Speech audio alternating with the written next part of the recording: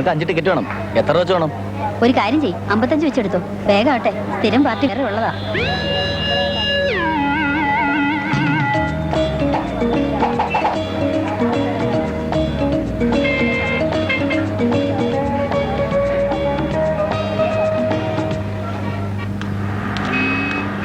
എന്താണ് എല്ലാവരും ഭയങ്കര ആലോചന?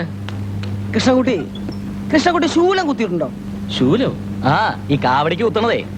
പിന്നെ നാട്ടിലെ പ്രധാന കുത്തുകാരനായിരുന്നു ഞാൻ.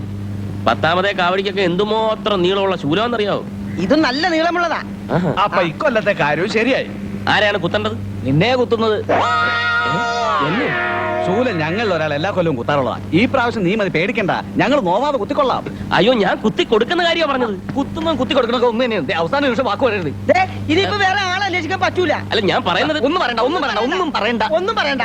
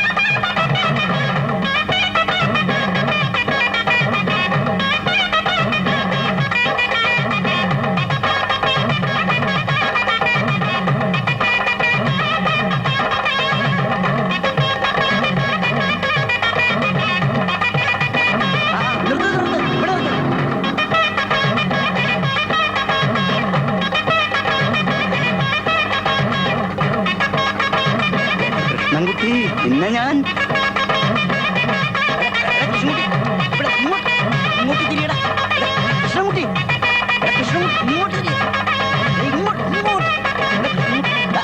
കൃഷ്ണൻകുട്ടി ഇങ്ങോട്ട് അവിടെ നിൽക്കാൻ. എടാ കൃഷ്ണൻകുട്ടി അവിടെ നിൽക്കാൻ.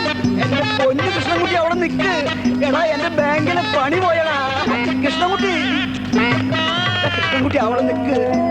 എടാ കൃഷ്ണൻകുട്ടി, എന്റെ ബാങ്കിലെ പണി പോയടാ. ഞാൻ പറയുന്നു, നീ കേക്ക്. എടാ നിന്റെ പശു എന്റെ പണി കളഞ്ഞടാ. എടാ കൃഷ്ണൻകുട്ടി,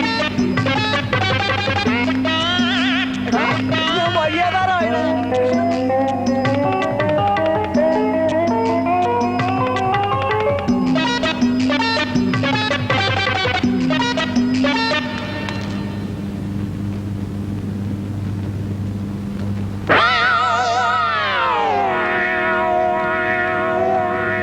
ഇതുവഴി ശൂലക്കാരൻ കടന്നുപോയോ?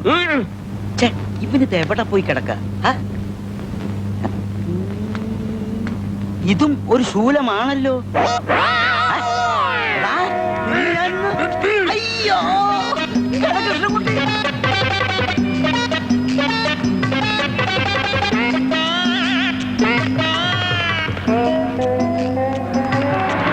ഓരോ ആചാരങ്ങളെ മനുഷ്യന് വേദനിക്കില്ല.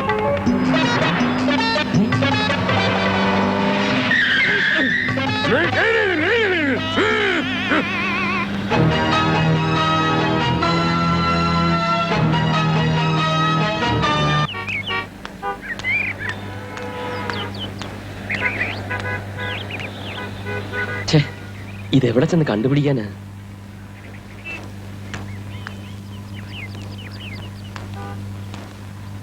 ഇവിടുന്ന് തെക്കോട്ട് പോകുമ്പോ ഒരു പള്ളി കാണാം. അതിന്റെ എതിർവശത്തുള്ള ഫ്ലാറ്റിന്റെ 3ാമത്തെ ഫ്ലോറിലാണ്. എക്സ്പോർട്ടർ ആണെന്ന് അറിയില്ല. ഡേവിഡ് തരകൻ എന്നൊരാൾ അവിടെ താമസിക്കുന്നുണ്ട്. താങ്ക്സ്.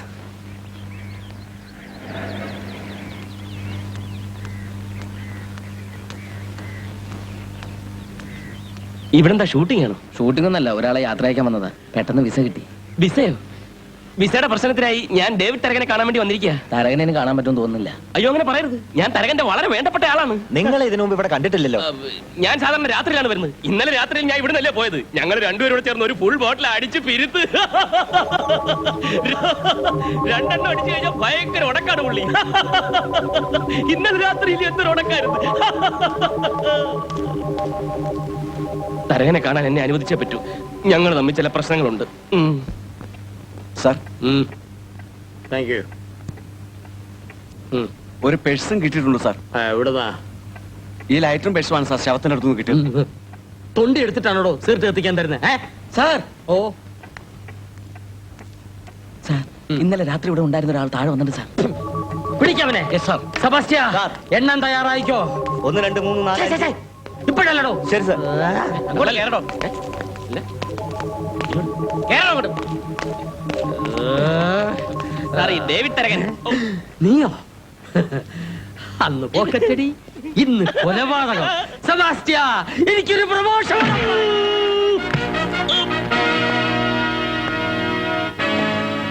പറയടാ, തരകനെ കൊല്ലാൻ ആരാടാ നിന്നെ സഹായിച്ചത്?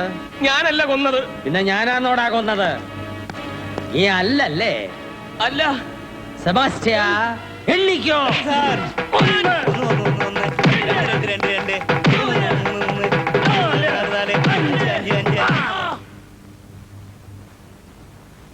നിങ്ങൾക്ക് പിന്നെ എങ്ങനെ മനസ്സിലായി അവൻ തന്നെയാ കൊലയാളിയെന്ന്? ഫിലോസഫിയെ കുറിച്ച് എനിക്ക് എന്തറിയാം? ഹ്യൂമൻ ഫിലോസഫിയാണ് ട്രെയിനിങ് സമയത്ത് ഞങ്ങൾ ആദ്യം പഠിപ്പിക്കുന്നത്. ഹ്യൂമൻ ഫിലോസഫി പഠിച്ചു കഴിഞ്ഞാൽ ഒരാളെ കണ്ടാൽ അറിയാം അയാൾ കള്ളനാണോ കൊലപാതകയാണോ എന്ന്. അതിന് സൈക്കോളജി എന്നല്ലേ ഡാഡി പറയാ? എന്നും പറയും. എങ്ങനെയാ ഡാഡി ഈ കില്ലറെ പിടിക്കുന്നത്? അബദ്ധത്തിന് ഞങ്ങൾ ഒരു മർദ്ദന സ്ഥലത്ത് എന്നാൽ ഫസ്റ്റ് മൂവ്മെന്റ് അറ്റ്മോസ്ഫിയർ സ്റ്റഡിയാണ്. ഡെഡ് ബോഡിയുടെ അടുത്ത് കത്തിയോ അങ്ങനെയുള്ള മാരകായുധങ്ങളോ ഉണ്ടോ എന്ന് നിരീക്ഷിക്കും. പിന്നെ വിരലടയാടോ എടുക്കും. അതോടെ നിങ്ങൾ ഇങ്ങനെ കഷ്ടപ്പെട്ട് കൊലയാളിയെ പിടിച്ചോണ്ട് നമുക്ക് വല്ല പ്രയോജനമുണ്ടോ? എടി നീ എവിടത്തെ കാര്യ? നാളെ രാവിലെ ഇവിടെ പത്രക്കാരെ കൊണ്ട് നിറയും തുമ്പില്ല തുമ്പില്ല എന്നും പറഞ്ഞ് 4 കാളം എഴുതും. എടി എന്ന് പറഞ്ഞാൽ CBI-ക്കാരെ എഴുതി തള്ളിയ 4 കൊലപാതക കേസിലെ പ്രതിയെയാ ഞാൻ പിടിച്ചത്. മന്ത്രി ഡൽഹിക്ക് വെറുതെ പോയിരിക്കുക. ഇല്ലെങ്കിൽ പ്രൊമോഷന്റെ കാര്യം എന്നെ വിളിച്ച് പറഞ്ഞേനെ. CI അറിയുമ്പോ ഒന്ന് ചമ്മും. പുള്ളിക്കാരെ ഒത്തിരി മഞ്ഞുണ്ടതായി ഈ കേസ് കണ്ടുപിടിക്കാൻ. പറഞ്ഞ് നാവ് വായിലേക്ക് ഇട്ടില്ല. CI അദ്ദേഹം.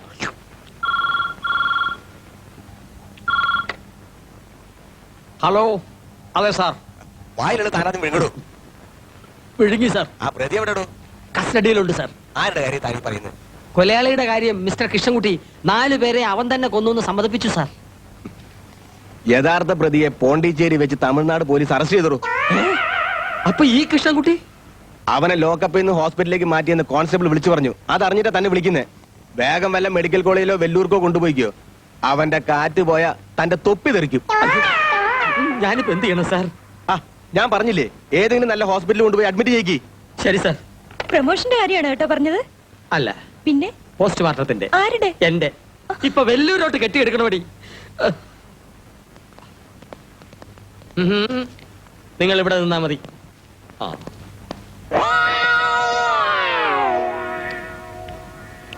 ഇനി ഗുളിക തിന്നിട്ട് മതി ബണ്ണ്. അത് കുടിക്കും. സിസ്റ്ററെ, ഇതെന്തിനുള്ള മരുന്നാ? വേദനയ്ക്കുള്ള മരുന്നാ. വിശപ്പ് കുറക്കാനുള്ള വല്ല മരുന്ന് നീ കൊടുക്ക്. 13 ബണ്ണും 27 ചിങ്ങമ്പഴം തിന്നു കഴിഞ്ഞ് ഒരു ചിക്കൻ ബിരിയാണി കൂടി ആളെ വിട്ടിട്ടുണ്ടേ. കൃഷ്ണമോനെ.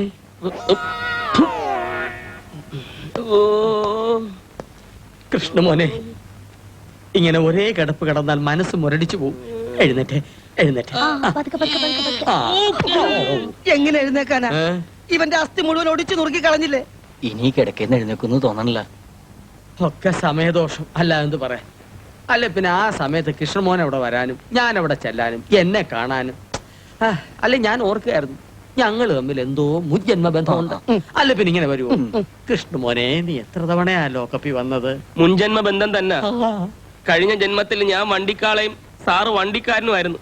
അതുകൊണ്ടല്ലേ സാറ് കാണുമ്പോ എന്നെ എടുത്തിട്ട് ഇടിക്കുന്നത്. അയ്യോ, പറ്റിയതൊക്കെ പറ്റി. ഇനി എങ്ങനെ പറയരുത്. ഒക്കെ വിധിയാണെന്ന് കരുതി സമാധാനിക്ക് പോവും മോനെ.